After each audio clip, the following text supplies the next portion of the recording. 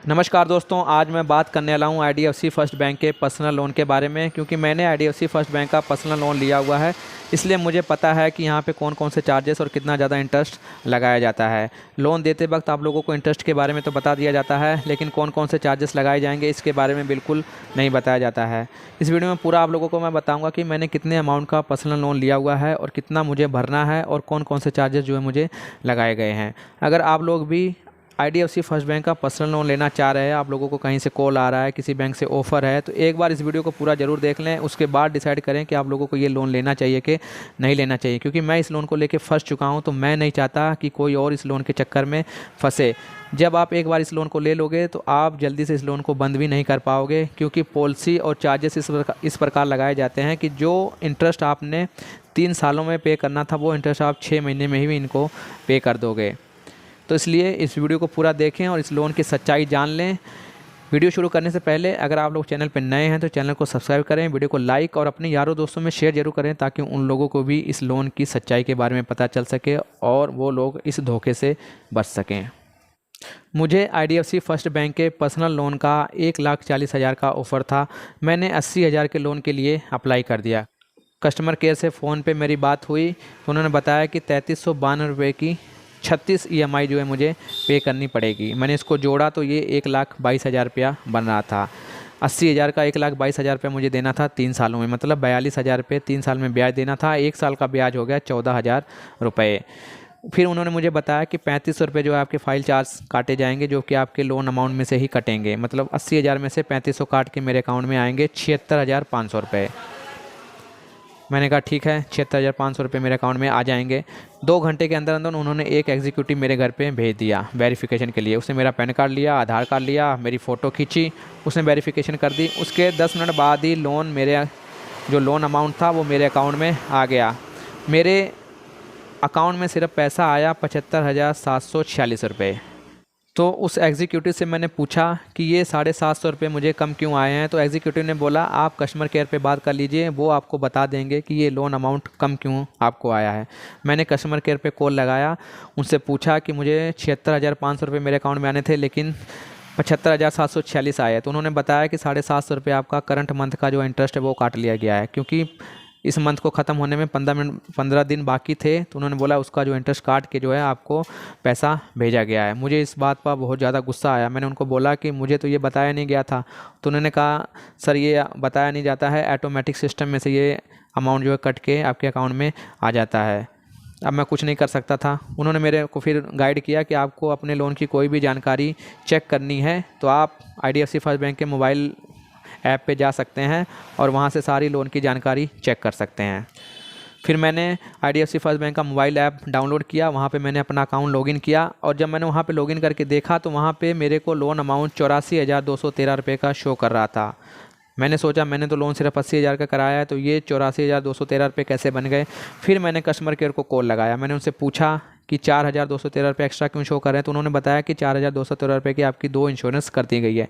एक क्रेडिट विद्या की इंश्योरेंस थी, कोई 1,400 रुपये की थी, एक 2,800 रुपये की HDFC बैंक की लाइफ इंश्योरेंस थी। तो मैंने उनको बोला कि मैंने तो ये इंश्योरेंस करने के लिए बोला ही नहीं था।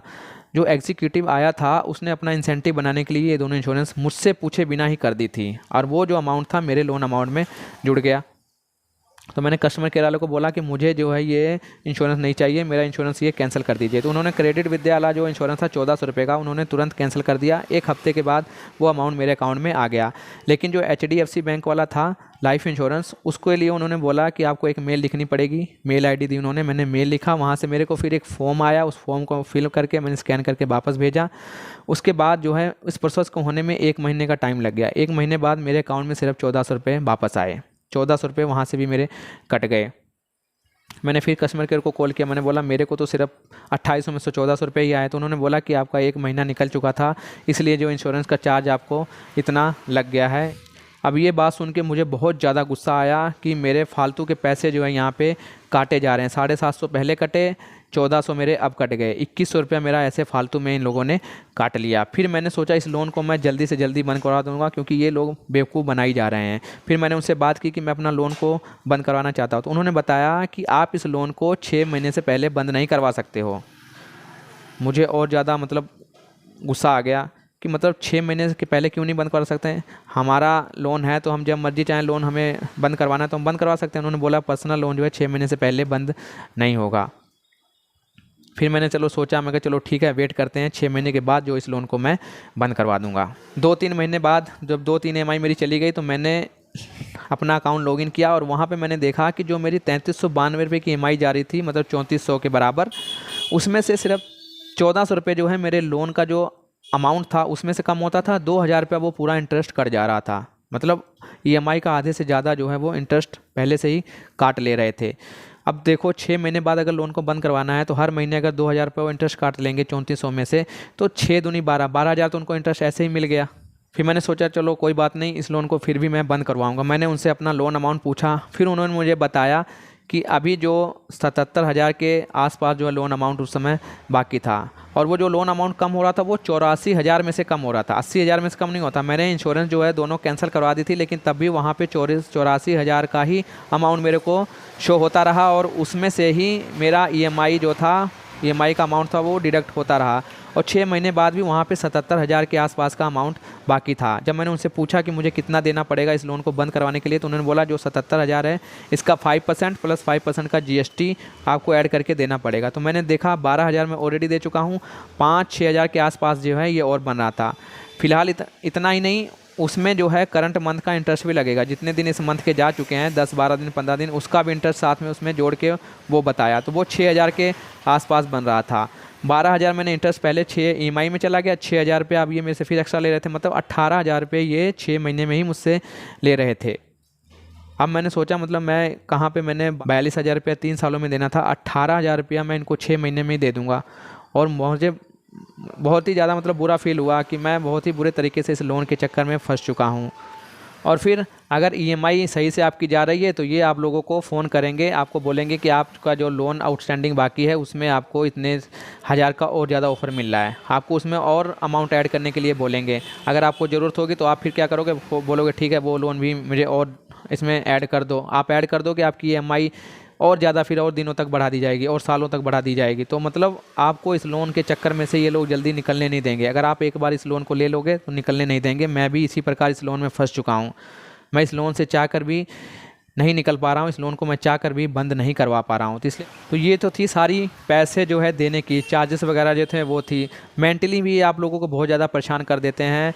आप कस्टमर केयर से बात करोगे तो वहाँ पे आपको कोई सही जानकारी नहीं देगा। आप इनकी ब्रांच में जाओगे तो वहाँ पे आपको कोई ठीक से कोई जानकारी नहीं देगा, सिर्फ कंप्यूटर में चेक करेगा, जो भी वहाँ पे उनको दिखता है वही आपको 2 बातें आपको बोल के वापस भेज देंगे। इसलिए मैंने ये वीडियो बनाया, मैंने सोचा आप लोगों को तक ये जो वीडियो पहुँचाया जाए और आप लोगों को भी जागरूक किया जाए, आप लोगों को इस लोन की सच्चाई बताया जाए, ताकि आप लोग IDFC फर्स्ट बैंक के पर्सनल लोन के चक्कर में बिल्कुल भी ना पड़ें।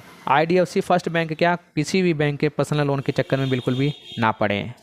आपको बहुत ज़्यादा इंटरेस्ट, बहुत ज़्यादा चार्जेस जो है देने पड़ जाएंगे। जितने का आप लोन लोगे उसके दुगना जो है आपको अमाउंट जो है वापस पे करनी पड़ेगी इस पर्सनल लोन के चक्कर में। और मैं इंटरेस्ट की बात करूं तो जो IDFC फर्स्ट बैंक के पर्सनल लोन का जो इंटरेस्ट है वो 26 रुपये के बराबर है। 26 रुपये सालाना जो है इंटरेस्ट इसका लगता है, जो कि बहुत ही ज़्यादा है भाई साहब। इस लोन के चक्कर में बिल्कुल भी ना पड़ें। अगर आपको पैसे की ज़रूरत है तो किसी और ऑप्शन के लिए जाएं, किसी और तरीके से जो है पैसे इकट्ठा करें। IDFC फर्स्ट बैंक के पर्सनल लोन के चक्कर में बिल्कुल भी ना पड़ें।